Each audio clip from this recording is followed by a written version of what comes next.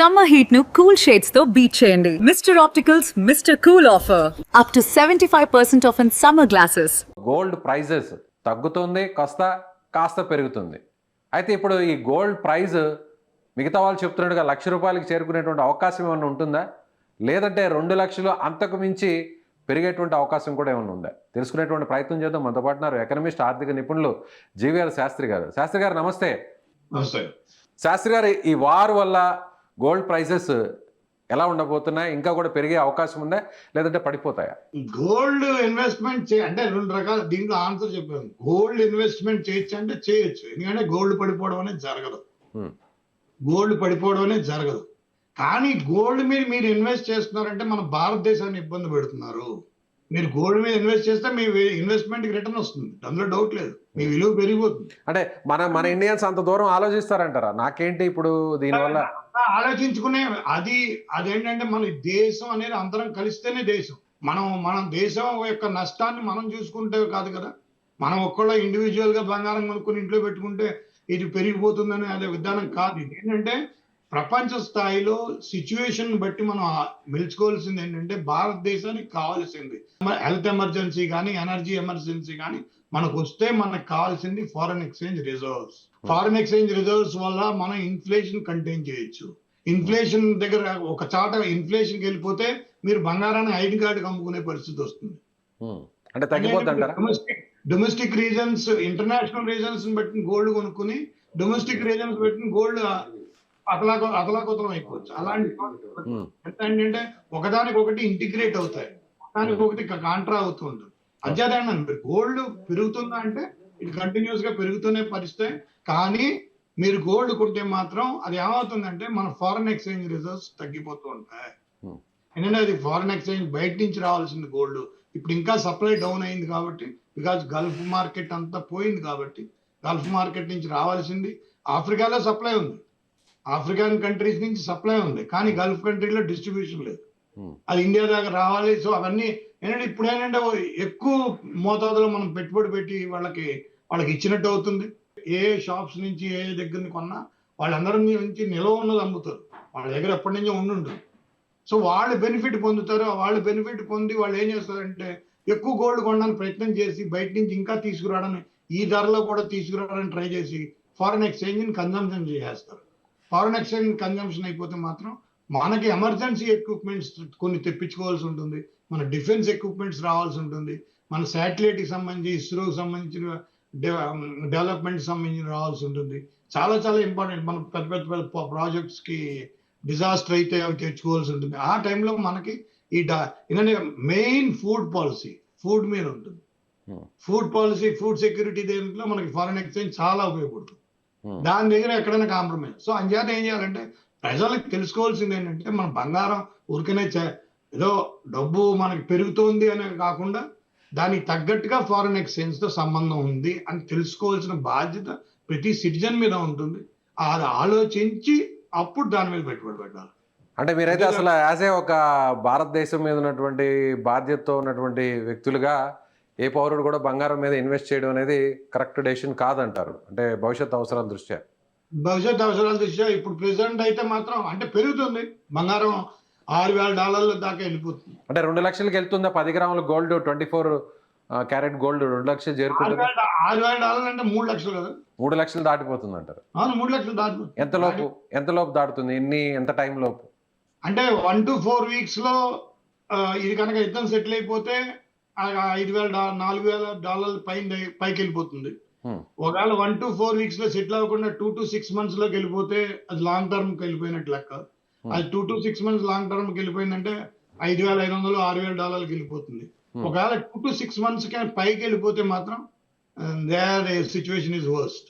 అది ఎంతకి వెళ్ళిపోతుంది అనేది మనం అసెస్ చేయలేము కూడా. సో ఇంకా అదే ప్రైస్ మీద అది స్టాండ్ అయి ఉంటుందా? ఇంకా తర్వాత కూడా వారు ముగిసిన తర్వాత కూడా అది అయిపోయిన తర్వాత ఇంకా 2-3 లక్షలు 2.5 లక్షలు 3 లక్షల దగ్గర ఒక చోట అక్కడ సెటిల్ అయిపోతుంది. ఇంకా తగ్గేటువంటి అవకాశాలు అయితే ఉండవు. వెనక్కి రాదు, ఎప్పుడు రాదు. ఎందుకంటే మనం కంట్రీస్ సేఫ్టీ అండ్ సెక్యూరిటీలో వాళ్ళకి గోల్డ్ ఎల్లో మెటల్ డంప్ చేసుకుంటారు గోల్డ్ ని. సో అంచేత అది ఇంకా తగ్గడం అనేది ఉండదు. మీరు తగ్గడం అనేది మహా ఉంటే ఇప్పుడు 10% ఇప్పుడు ఎందుకు ఫ్లక్చువేట్ అవుతుందంటే వారు అటు ఇటులో ఉంది. అవును. ప్లస్ ఆయిల్ ఏమవుతుందంటే అప్పుడప్పుడు హార్మోన్స్ ఓపెన్ చేసి మా కొన్ని పడవలు వస్తున్నాయి, కొన్ని షిప్లు వస్తున్నాయి అని చెప్పి అంటున్నారు. హ్మ్. సో ఆయిల్ ఇన్ఫ్లేషన్ అనేది అన్ని కంట్రీస్ ని సమానంగా హిట్ అవ్వాలా, హ్మ్. ఈక్వల్ గా హిట్ అవ్వట్లా. కొన్ని కంట్రీస్ చాలా వర్స్ట్ గా హిట్ అయిపోతున్నాయి, కొన్ని కంట్రీస్ దగ్గర బ్యాలెన్స్డ్ గా ఉన్నాయి, కొంతమంది దగ్గర స్టాక్ ఉంది. చైనా దగ్గర ఆల్మోస్ట్ 227 రోజులకు సరిపడే ఆయిల్ స్టాక్ ఉంది. వాళ్ళు బై ఛాన్స్ ఈ యుద్ధం 105 రోజులు 110 రోజులు వెళ్ళిపోయిందంటే అప్పుడు అసలు మొదలవుతుంది. ఎందుకంటే ఆడి సీన్లో వస్తారు. ఎందుకంటే వాళ్ళకి 50% స్టాక్స్ దగ్గరకు వచ్చారు అంటే మొత్తం దేశం కొలాప్స్ అయిపోతుంది. ఎందుకంటే వాళ్ళ దగ్గర వాళ్ళకి ఆప్షన్ లేదు. అక్కడ వాళ్ళు టాలరేట్ చేయలేని సిచ్యువేషన్కి వెళ్ళిపోతారు. హ్మ్. సో ఇది ప్రతి రోజుకి మనకు ఒక పెద్ద గడ్డు పరిస్థితికి వెళ్ళిపోతున్నాం అని మనం భయపడాలి.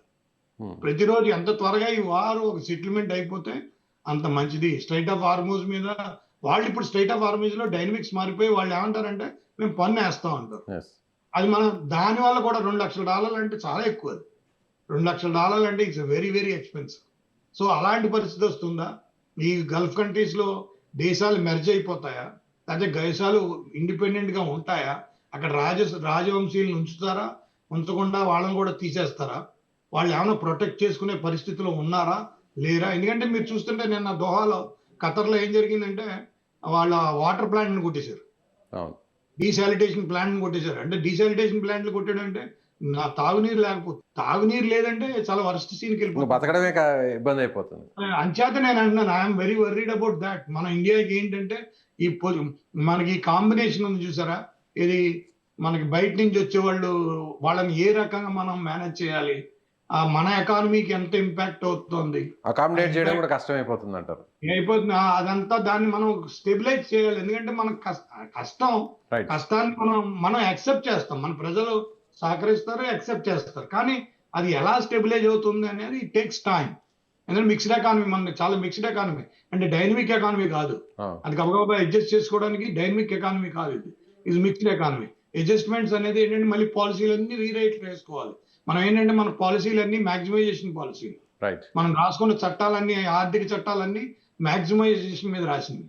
ఓకే. అవేంటి ఆప్టిమైజేషన్ మనకు అది అసలు ఎప్పుడు అంటే మనకు ఆలోచన లేదు. అదే అన్నాను కదా మీకు, సొల్యూషన్ ఆప్టిమైజేషన్ ఇవన్నీ మనకు అప్పుడు ఆలోచనలు లేవు. Yes. అప్పుడు ఉండాలి. ఎందుకంటే 55 కోట్ల మంది ప్రజలతో ఇండిపెండెన్స్ వచ్చిందంటే అప్పటికే ఆ రకంగా ఆలోచించవలసింది పోయి చేయలేరు. అలా చేయకుండా ఇలా చేశారు.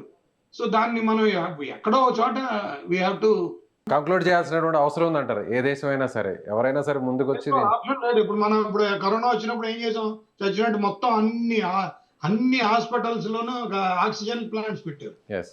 ఎందుకంటే అప్పటిదాకా అసలు ఆక్సిజన్ అవసరం అనుకుని వీళ్ళు ఊహించలేదు.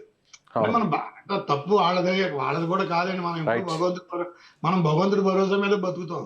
మనం ఎప్పుడు దేవుడా బతికించరా అని దేవుడిని అడుక్కుంటాం, కానీ మనం ఇంకెవరిని అడగలేము.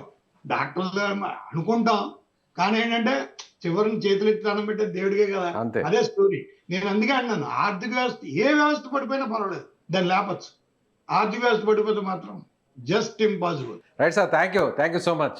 ప్రపంచ భవిష్యత్తు ఎలా ఉండబోతుంది, ఈ యుద్ధం మరిన్ని రోజులు నెలల పాటు కొనసాగితే ప్రపంచ దేశాలకి ఎలాంటి ముప్పు వాటిల్లుతుంది, భారతదేశం కూడా ఎలా సఫర్ అవుతుంది, చాలా విషయాలని చాలా కూలంకుషంగా చెప్పారు జీవీఆర్ శాస్త్రి గారు. Thank you so much. Yes, thank you GVR Sastry గారు. ఇదే గోల్డ్ ప్రైసెస్ భవిష్యత్తులో భయంకరంగా మారేటువంటి అవకాశం ఉంది. ఈ యుద్ధం కొన్ని 60 రోజుల పాటు జరిగితే ఒకలా ఉంటుంది, లేదా ఇంకా నెలల పాటు సాగితే మాత్రం మరింత భయానకంగా మారేటువంటి అవకాశం ఉంది. గోల్డ్ ప్రైసెస్ ఊహకు అందని విధంగా కూడా అక్కడ ఆకాశాన్ని తాడుతాయి. ముఖ్యంగా 2 లక్షలు 3 లక్షలు కూడా దాటేటువంటి అవకాశం ఉందని చెప్తున్నారు. సో కాబట్టి బంగారం మీద ఇన్వెస్ట్ చేసేటువంటి వారందరూ కూడా దేశ అవసరాలను దృష్టిలో పెట్టుకొని కూడా ఆలోచించి ఒక నిర్ణయం తీసుకోవాలనేటువంటి అభిప్రాయాన్ని ఆయన వ్యక్తం చేస్తున్నారు. మీరేమంటారు? జీవీఆర్ శాస్త్రి గారు చెప్తున్నటువంటి మాటలు మీరు ఏకీభవిస్తున్నారా? అయితే మీ వర్షన్ని, మీ అభిప్రాయాన్ని మీరు కూడా కామెంట్ బాక్స్లో తెలియచేయండి. Thank you.